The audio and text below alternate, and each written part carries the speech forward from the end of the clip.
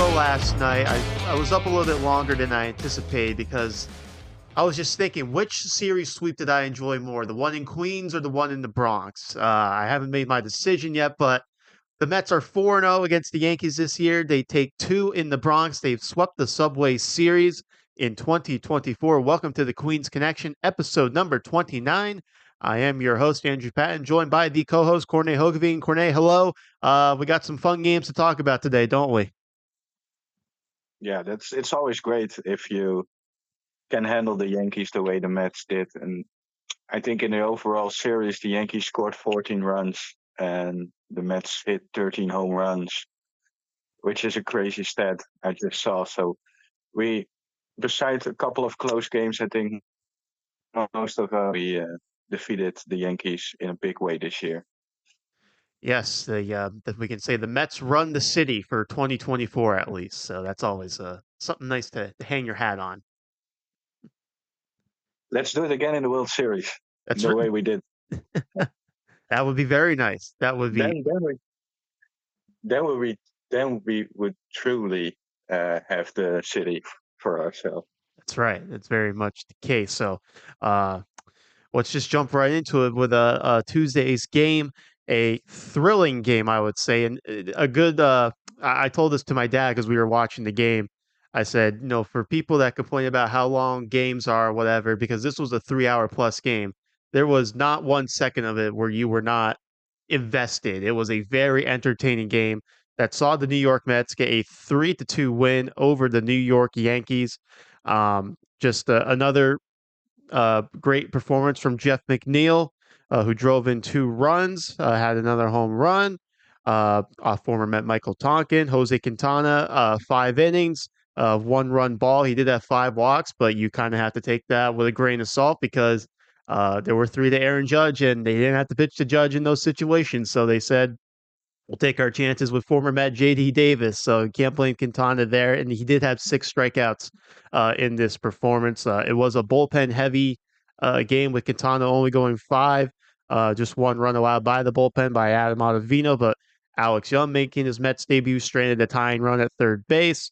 Denzel Nunez had some traffic a little bit, but he got out of it. Phil Maton with a scoreless inning, and obviously the big one was Jake Diekman in the ninth inning. There's a lot to talk about in this game. Where do you want to start here? Yeah, there's a lot of talk. Your point was completely true. I was thinking that in the ninth inning, it was such an exciting game either way. Obviously, if you end up winning, it's tastes a lot better. But yeah, it was a well played ball game. It was fun. It was at the edge of your seat baseball for 3.5 hours, which are the great games. And this was one of them. It kind of remind me a little bit Archer's game, I think in 2022 when Adonis Medina closed it out in the 10th inning, which also was a very exciting game. Jake Diekman, I think that's the man of the first game, a guy who has struggled all year. Obviously liked by many Mets fans right now because of the season he's having. And this outing probably um, gets some Mets fans going on hopefully the right direction and hopefully the right direction to Jake Diekman because that was a very, very tough assignment.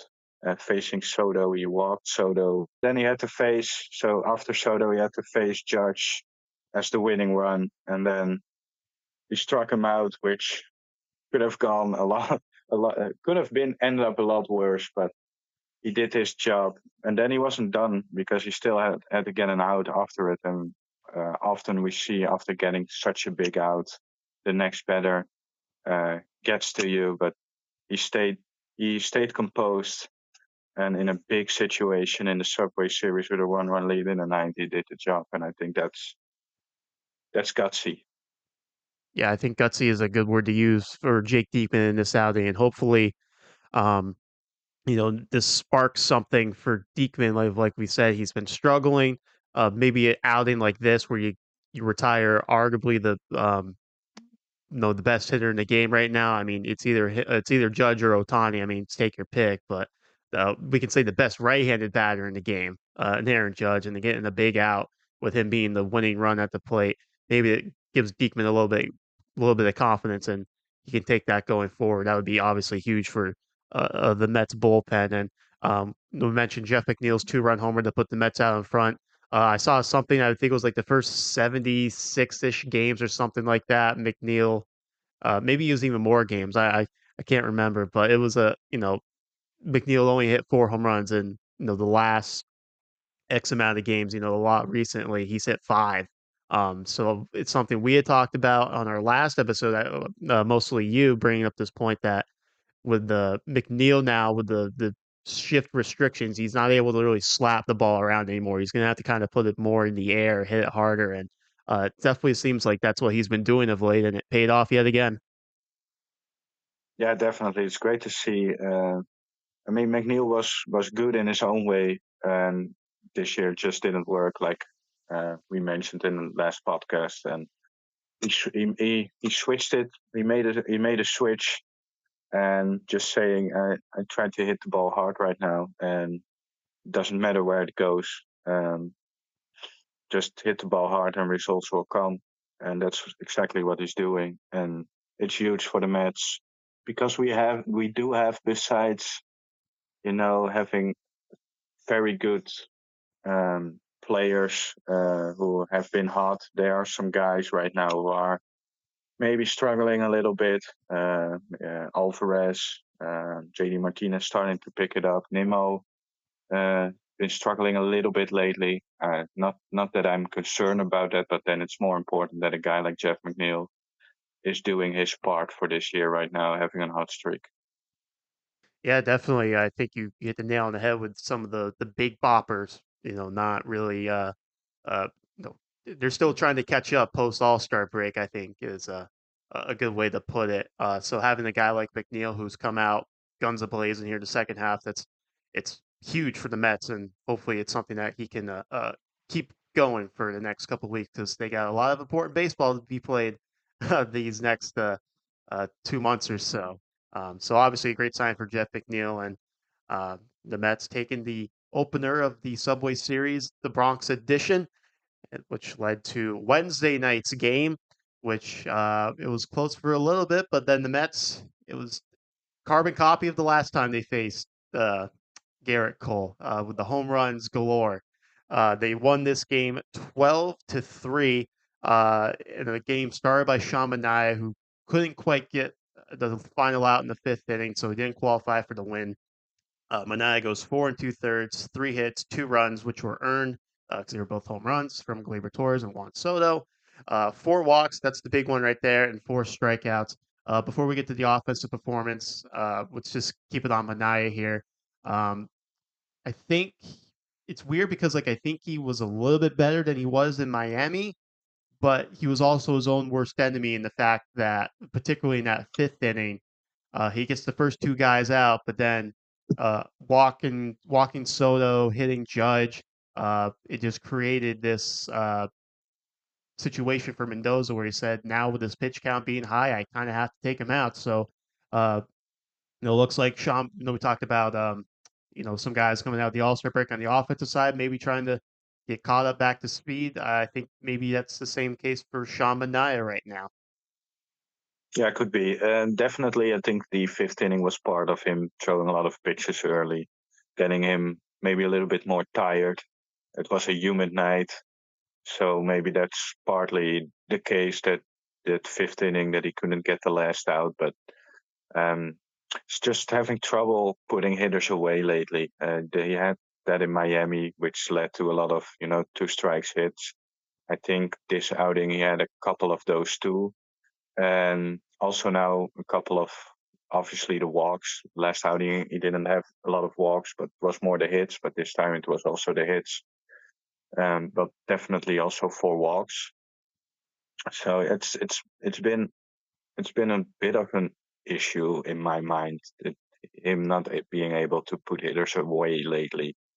So definitely hope that he can readjust to that because he did a far better job early. although his walk rate was up too at that point. So, um, yeah, I hope he rebounds a little bit. It wasn't a great outing for Sean Manaea, and the Mets luckily had a nice bullpen outing from Adam Ottavino getting that big out, which was huge because his line would could have been a lot different uh, if you end up with 3 runs extra over 4 and 2/3. So still kept the Mets in the game.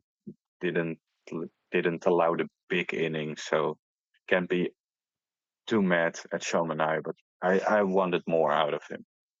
I agree as well. Something with Manaea too. Last three outings, the home runs have kind of ticked up against him. The two against the Rockies, two in this game, and then the one in Miami. So 5 home runs his last three outings. Any concern about that at all? Yeah, it's. I think it's partly it goes hand in hand. He is not able to put hitters away, so hitters tend to get more comfortable the longer the at bat goes. We see that a lot, and I think yeah, I think it goes hand in hand with the other issue that eventually Manaea has to challenge hitters maybe a little bit more than he had earlier in the season because hitters maybe chased a little bit more. Um, so yeah, yeah, I think the allowing of the home runs will decrease if he is able to get hitters to chase a little bit more again. That'd certainly be a nice thing to see for Sean Manaea getting guys chasing out of the strike zone. And you said Ottavino got a big out. Do you have to give him credit for that because he pitched the night before and was a little shaky? So a nice little bounce back for Ottavino. And the young twins out there, Danny and Alex, they're not really twins, but I'm just going to dub them that. Pitching 3 scoreless innings combined. Hauser did allow a run in the ninth inning, but at that point the game was over because the Mets offense exploded with some home runs from Tyrone Taylor. Taylor overall went 3 for 5 with 2 RBIs. Pete Alonso hit his 20th home run of the year. Multi home runs for Lindor and a home run for Vientos. So the power was on display in the Bronx for the Mets. Definitely, and Tyrone Taylor made a terrific play in center field. He had himself a day, and now it's a couple of days back to back where he's in the lineup. You see that it definitely helps Tyrone. Yeah, yeah, definitely. And we talked about Ottavino having to bounce back. You could say it was a good bounce back for Tyrone Taylor too, because the night before, obviously in the eighth inning, had the bases loaded and had a 3-0 count and ended up striking out. We know Taylor is very good defensively, but we like to see those offensive numbers pick up as well. So, a solid day all around for Tyrone Taylor. And just watching this game again, seeing Francisco Lindor do his thing, just furthers the fact that he should have been the Mets All Star, but can't do anything about it anymore. But now they were talking about on the ESPN broadcast. Is there any traction on a potential Francisco Lindor MVP candidacy? Depends on how the voters check. I think obviously he's not the best hitter, but definitely that goes to Otani. But if you also, have his defense and a premier position, which you added, um, I think there's a shot, although it's probably not gonna happen. We, I'm not going to get my hopes up. Let me say it like that. We know with Lindor, he's been snubbed for not only All-Star selections, but probably also last year was even a Gold Glove finalist, if I remember correctly. So that was shocking to me. Maybe he shouldn't have won necessarily, but be a finalist. It definitely was a finalist. So we have seen with Lindor that he gets undervalued a bit. So, but if the Mets make a big run, he's clearly, I think, the biggest catalyst in this Mets great run we had.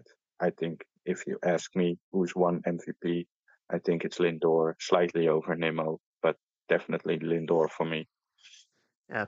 Not only does Francisco Lindor get undervalued by Major League Baseball, but by the fan base sometimes as well. And I Yeah, mean, I know that. right now, you got nothing to complain about. If you're a Francisco Lindor hater, you got nothing to complain about whatsoever. With his 2 home runs last night, his 5 RBIs, Lindor is now up to 21 homers on the year and 60 RBIs after a very sluggish start to the year. So Leads the team in home runs, which shows that there is another guy who always leads the team in home runs. Not having his best year shows who is the real MVP too. yeah, and something with Lindor too. Just looking at his slugging numbers since he's been a Met, they've gone up every single year. Obviously, 21 was the rough year. We call it adjustment year if you want to, with the 412 slug.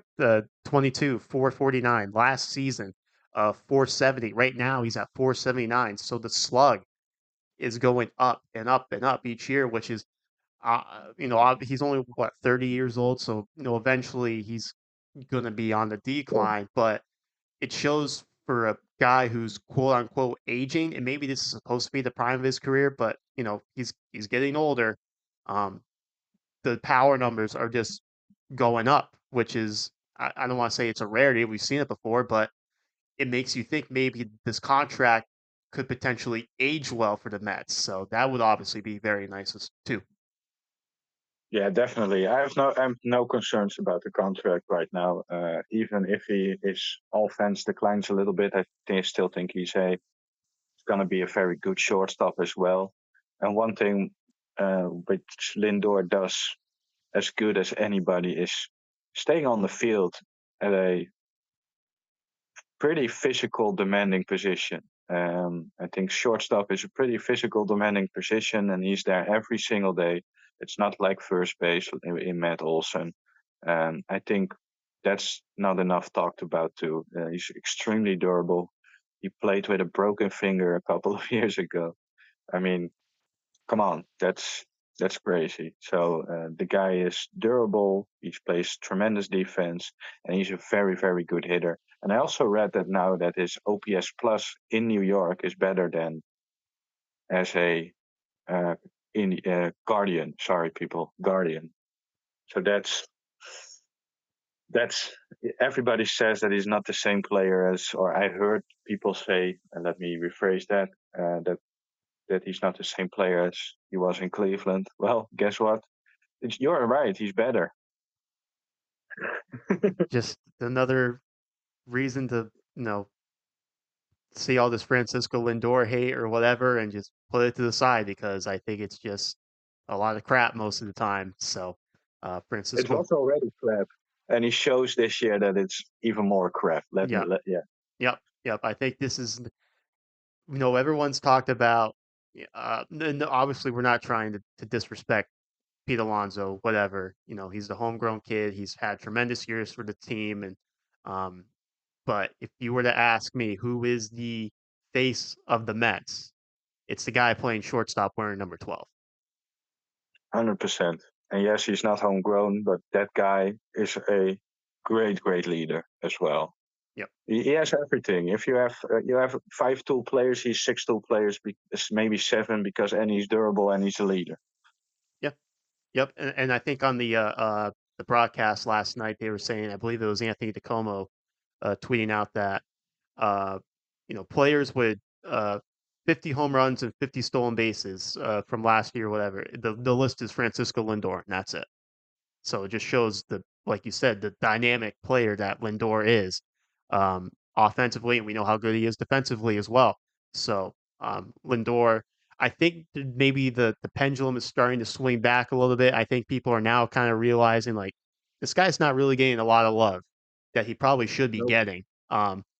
Mike Petriello, someone we've referred to on this podcast a lot, had an article I think back in June talking about if Lindor's trajectory and how he's making a good case to be a baseball Hall of Famer if he keeps this up. So I, the fact, Future Hall of Famer. yeah, it's just kind of crazy how you know Lindor's been um, undervalued really since the trade back in 21.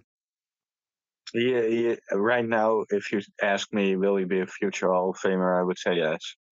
And I'm not saying that easily because I think a Hall of Fame should be a, a packed selection, but he should be. He's just so good at everything he does. He sure is. He sure is. And the Mets are good at beating up on Garrett Cole because Garrett Cole, uh, man, pretty much every time he faces a team other than the Mets, he looks pretty good. But these two outings against the Mets this year were pretty dreadful for the reigning American League Cy Young Award winner. What is it combined? 12 earned runs with 7 home runs allowed against the Mets Yeah, this year. the Crazy. home runs were crazy, right? Yeah. Yeah, it's crazy.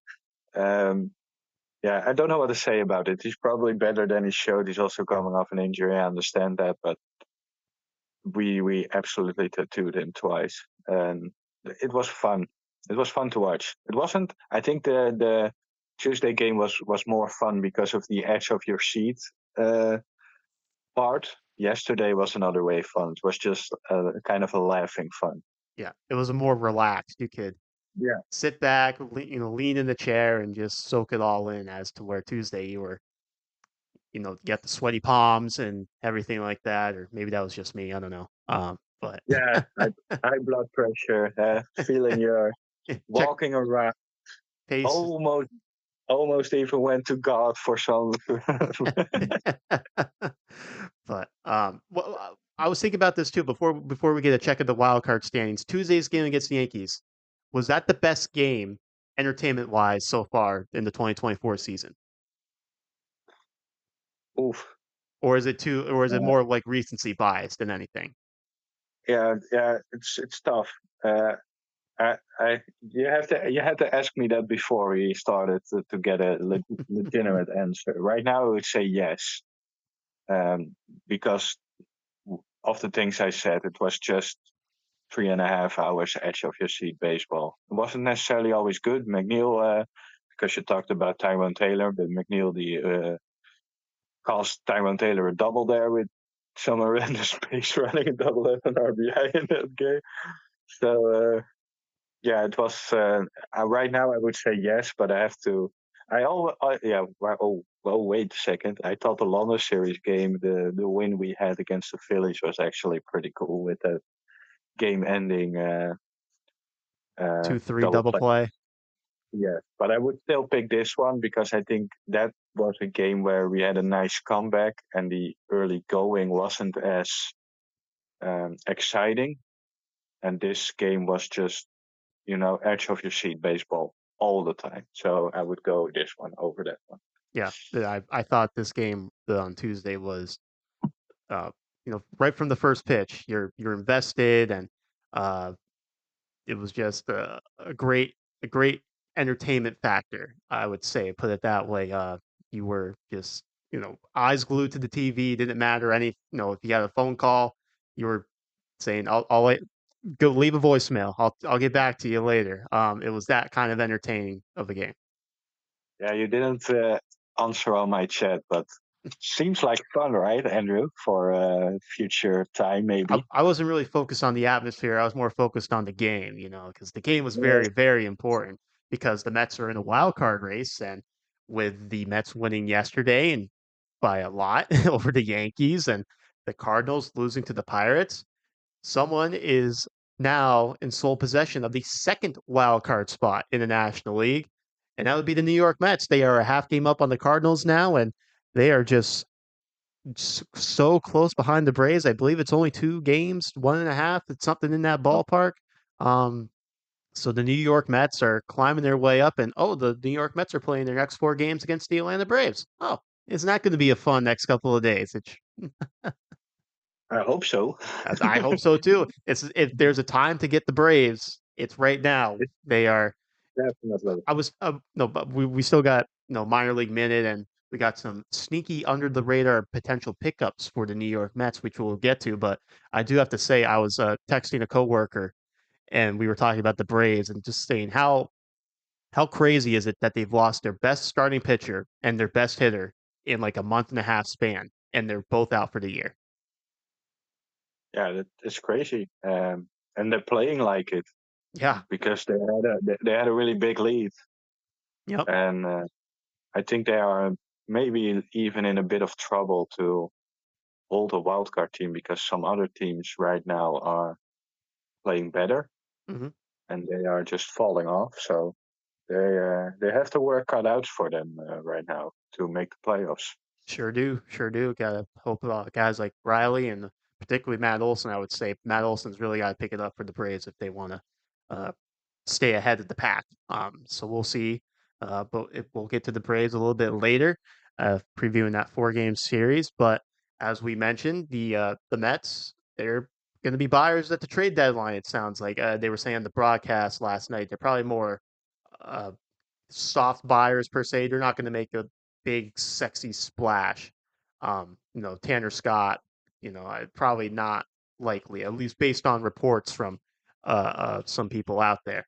So that makes pose the question: well, who could the Mets target that would qualify for more of a soft buy. So we came up with a couple names to share for people who we think could be potential Mets trade targets. So we each picked 3 guys, and I'll let you go first. I'll let you share your list first, and then we can kind of discuss the list. So I'll let Mr. Hogavine take the floor here. Should I also add the reasoning behind it or just the names? Sure, no, good. You can throw the reason in there as well. All right. Well, with the unfortunate Christian Scott news, I think the Mets might add a starter's option. Um, so my mind went to Nick Martinez from the Reds.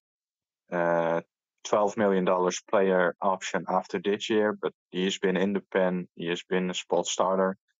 So if you can get him, you can still make a choice to go with Buto or Martinez as the starter and the other one in the bullpen. But either way, you still get quality out of Martinez in any role you can get him, and also a veteran in a maybe somewhat younger bullpen could help. So that's one for me. The second is Andrew Nardi, left-handed reliever from the Marlins. If you look at his ERA, you will say, man, if the Mets are acquire him, a lot of people will probably say exactly that just looking at the ERA because it's 5.17. But his expected ERA is 2.95, so it shows that he is really unlucky. 51 strikeouts over 39 and a third innings is also really good. He was also very good last year, but still has, a guy that nobody's talking about. So a low track record, I would say. A reliever with control, just 25 years old, so maybe it will cost a little bit more, but you have him for a long time. So that's maybe a little bit of an underrated move. I think Stearns, it's a kind of like a Stearns move, but with the control, I'm not 100% sure if the Marlins are gonna trade him. But that's the Marlins, so who knows? Um, and the last one is also a bit of a fun one. It's Michael Conforto, obviously, former Met. Michael Conforto's contract is up after this year. Still pretty costly contract, but obviously you won't pay full of it. Maybe even the Giants will pay a little bit of the money to get a better prospect in this deal. Solid hitter, could spell Marte and be a starter until Marte is back. And also get him out of the difficult San Francisco Giants ballpark for left-handed hitters or for hitters at all, because we see that hitters aren't necessarily great out there. And it would be fun. I think it will definitely be a guy who will fit in this clubhouse as well.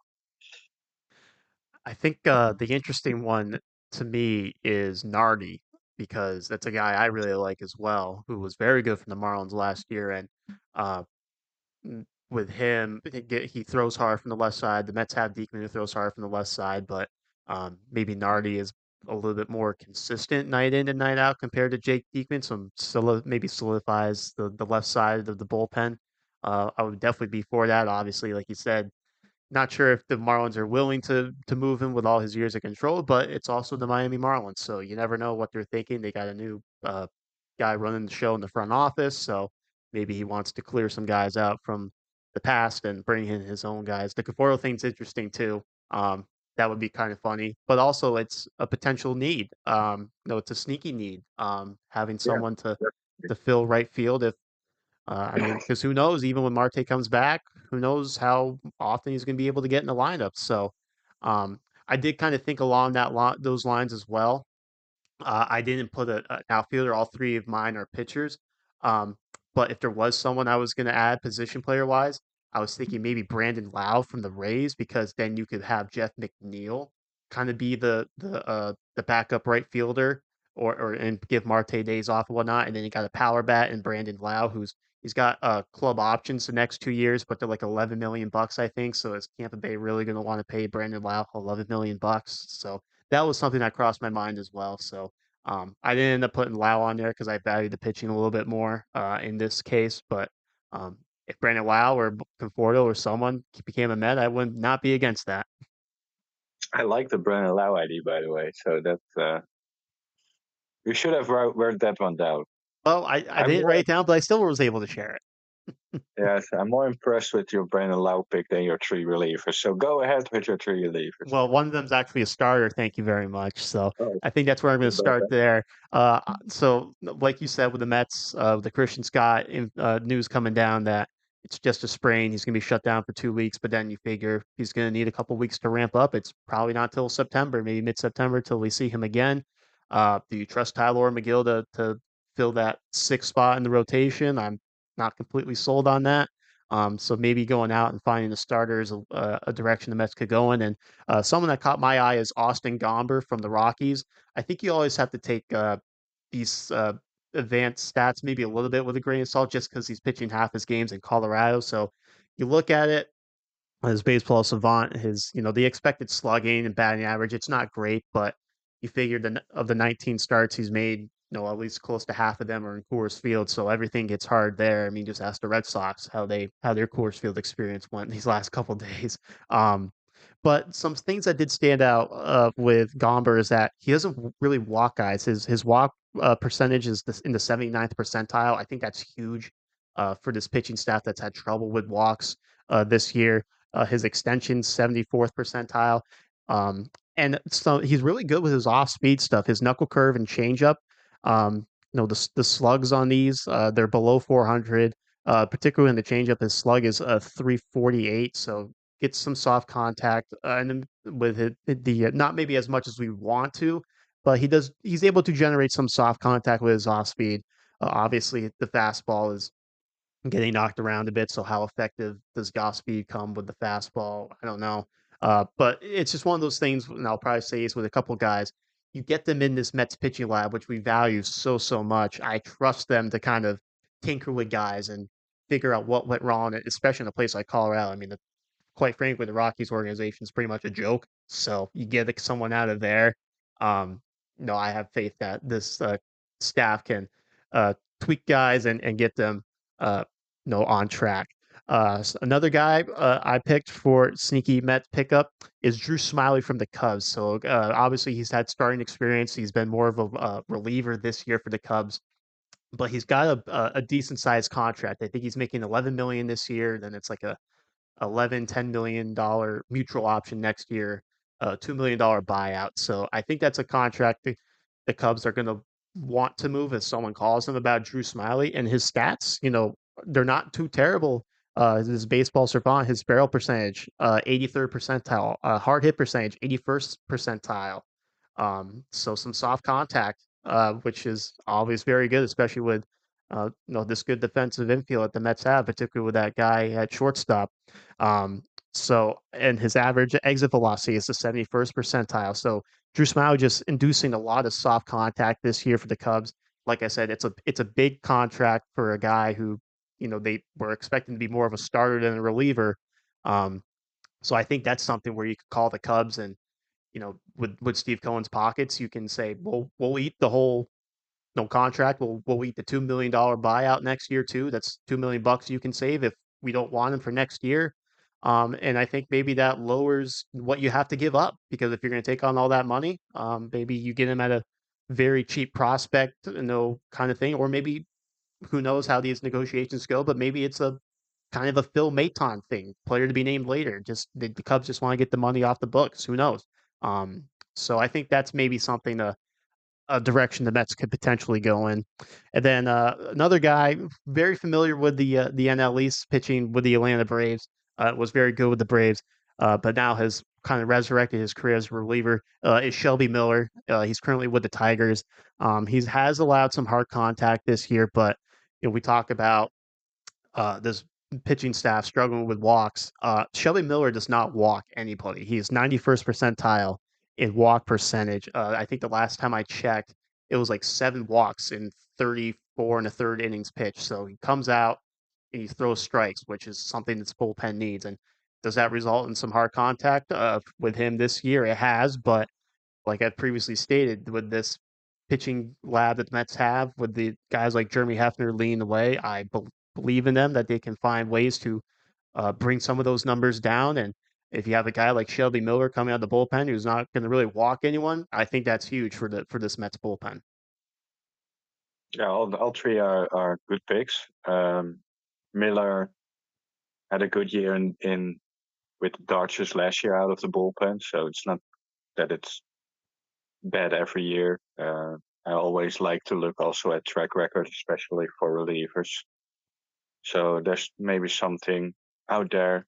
We saw with Phil Maton. I think it's gonna be that type of pickup. So a guy who might not have the results that you want, but there's something more. That's also the reason why I picked Andrew Nardi, guy who, if you look at the overall numbers, you don't really love them, but there is better. Uh, they should be better than what his numbers show.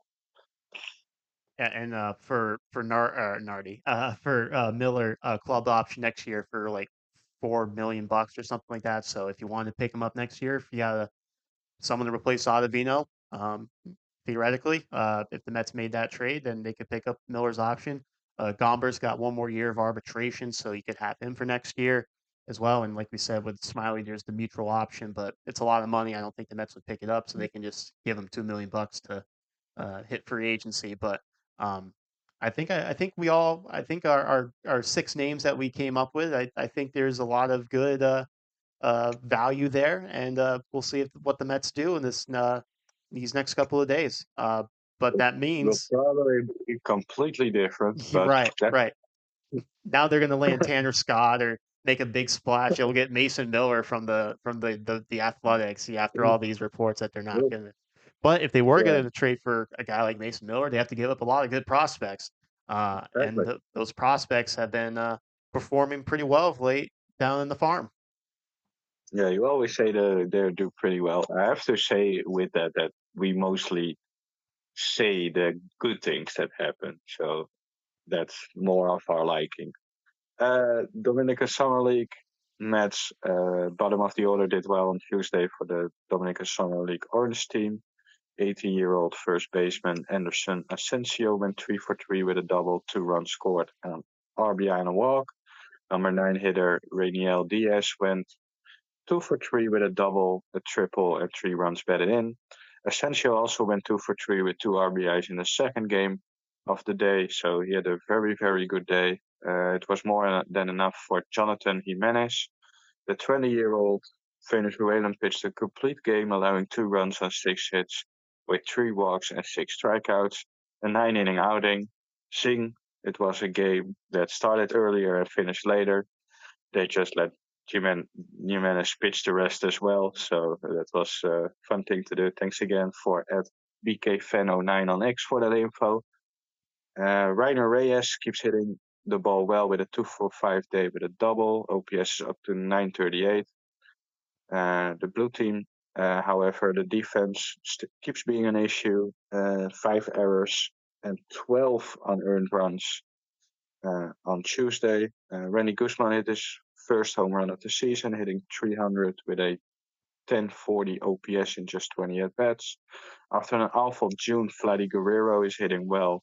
In July, 313, 405, 406. He went 2 for 4 on Wednesday. Another hitter with a red hot July is catcher Marcos Torrero, who went 2 for 5 with a triple on Wednesday. He's hitting 368, 415, and 553 in July.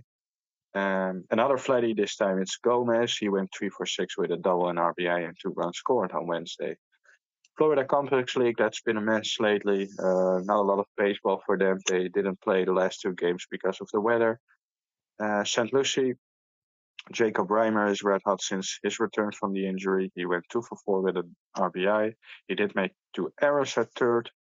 Brahams Barreto had his first outing in St. Lucie after a good stint in the Florida Complex League. He pitched well in 2 1/3 innings of work, allowing just one unearned run. Sorry, he didn't allow a hit, a walk, and he did allow a hit and a walk two while striking out three.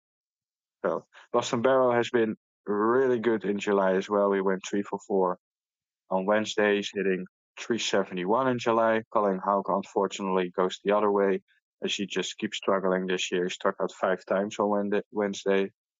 Brooklyn, Nick Morabito and Christopher Serrero had good days on Tuesday. Serrero drove in 2 and Morabito drove in 1. Jonathan Pintero pitched well again with 4 2/3 innings of one-run ball. The run allowed was unearned. He allowed 3 hits and 1 walk while striking out 5. 2.56 ERA for 25-year-old free agent signing. Wilfredo Lara had a big day in a tied 2-1 extra inning game. He went 2 for 4 with the walk-off hit. Jack Weniger was good for the Cyclones. He went 5 scoreless innings, allowing just 1 hit, 3 walks while striking out 4. It was an arm I liked besides the bad numbers in St. Lucie, so maybe I was onto something, Andrew. Binghamton, 2 hit days on Tuesday for Kevin Parada, Matt Rudick, Alex Ramirez, and Jeremiah Jackson. Nick LaRusso went yard for the first time in AAA on Tuesday. Jackson also had a 2-hit day on Wednesday with a home run and 3 RBIs. Drake Osborne and Rowdy Jordan also went yard, combining for 5 runs batted in. Like Jackson, Parada also had his second 2-hit day. Finally, a good month for Kevin Parada, who's hitting 309, 397, 527 in July. And another guy who's been great in July is Tyler Stewart. He had another strong start with 6 innings of one-run ball, allowing just 4 hits, 1 walk while striking out 5. 1.6 and 1.96 ERA over 23 July innings with an 0.78 whip. And Brad Beatty had a day on Tuesday. He went 4 for 5 with 2 doubles and 2 home runs. He scored 3 runs and drove in 3. OPS up to 963. Don't give up on Brad Beatty, even with Mark Vientos doing well in the majors. Brad Beatty is still out there, could still be a big part for the Mets. The Mets acquired Logan Porter last week, as you mentioned in the last week podcast, and he immediately homered for Syracuse. If he started for Tidwell, but he did struck out 7. I read somewhere that he cruised to the first 4 innings, and then he allowed some soft hits and a walk, and then was pulled, and then 3 runs scored after he left. So a bit of unlucky outing as well for Tidwell. Ended up with those 3 runs allowed over 4. And Eric Orsio definitely earns another shot. Pitched 2 perfect innings with 3 strikeouts. Another guy we shouldn't give up on. Definitely good to see Brett Beatty doing so well. Hopefully, we'll see him again at the major leagues and he can carry some of that success over. We've seen Brett perform very well at the major leagues, so we know it's in him. And like you said with Orzi, that outing in Pittsburgh is not indicative of uh, what he's done for Syracuse this year. He's a he's something. I think there's something there with Eric Orzi. So let's not just automatically assume he had one bad outing in the major leagues and that's the story of his career. So don't give up on Orzi. Exactly, Andrew.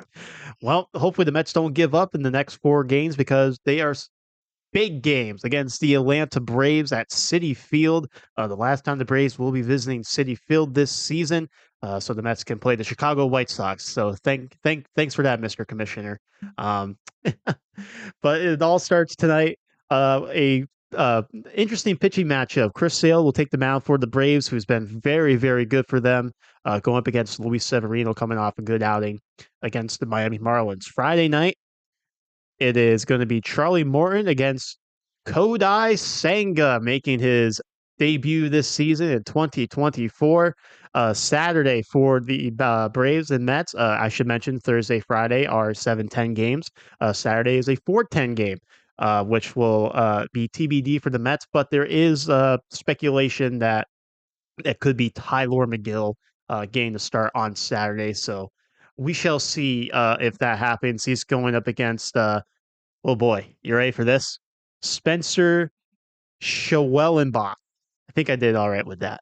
I think I did all right with that. I thought it was going to be a lot worse than it came out. So, uh, and then Sunday afternoon, a 1:40 first pitch.